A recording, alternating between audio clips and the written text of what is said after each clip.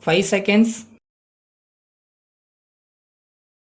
Start. Speaking on the demand for grant for Motor Vehicles Administration in the Legislative Assembly, an honorable member said, Mr. Speaker Sir, much has been said by honorable members who have already spoken about the working of the State Transport Department as a result of the policy of the government in nationalizing public transport in Chennai city. People expected that they would be greatly benefited in the matter of transport. Honorable members explained the difficulties experienced by the people in this connection. I would like to explain the difficulties experienced by the standing passengers traveling in the city buses. The government have got a lot of resources both in men and money. I do not see any reason why even after the introduction of big buses providing seating accommodation to a large number of persons, they should still provide for standing accommodation in those buses. What happens is this.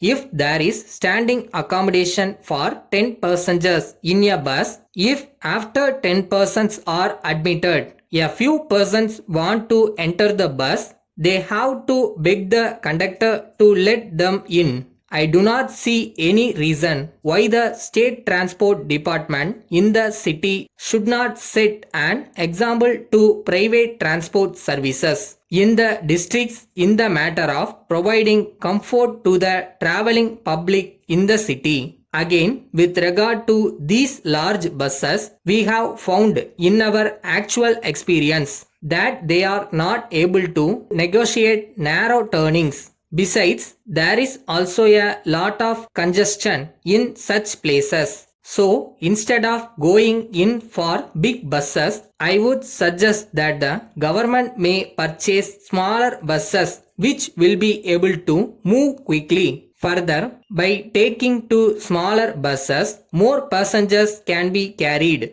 It is advantageous from the point of view of economy also. I would like to point out that the objective of the transport department must be to give as much comfort to the traveling public as possible. To increase traveling in buses by the poor people, the rates in certain routes must be reduced.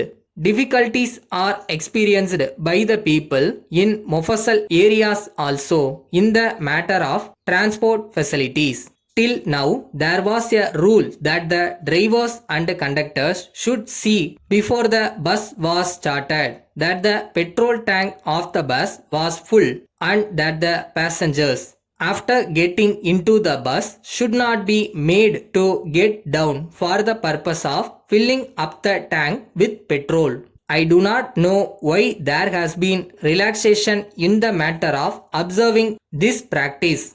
As soon as passengers get into a bus when they are anxious to reach their destination as quickly as possible. Suddenly, at the instance of the conductor, all passengers are made to get down the bus so that the petrol tank in the bus may be filled up with petrol.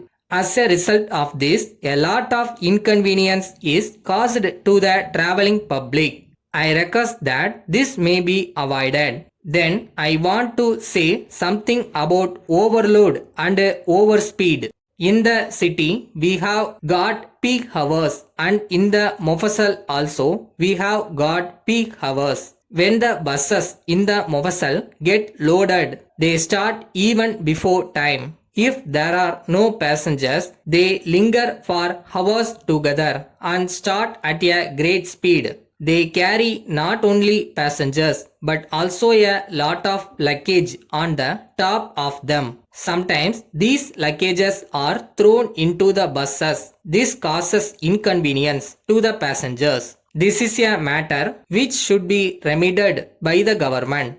Letter from Thiru S. Raghavan, Secretary to Government, Public Works Department, Chennai, to the Chief Engineer, Public Works Department, Chennai. Sir, I wish to draw your kind attention to your letter of the 20th ultimo. I am to state that the intention of the government is that the stipulation that the husband and wife, whether in government service or not, should be allowed to be posted at the same place is only an idea which has to be observed as far as possible.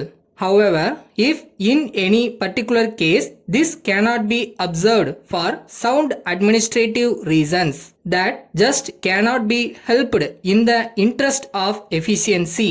So, in cases as in the Public Works Department, where it has been ordered that officers should not be retained in a station for more than 3 years for purpose of administrative efficiency, it does not mean that an officer shall not be transferred out of the station where he works at present even after he completes his period of service of 3 years merely because his wife is employed in that station.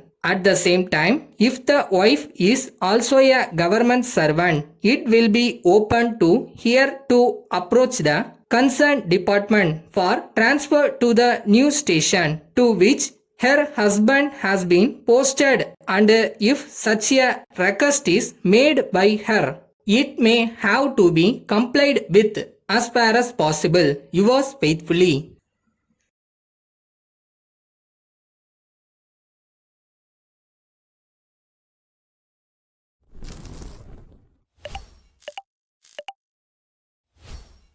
யாராவது அவமானப்படுத்தினா பயப்படாத.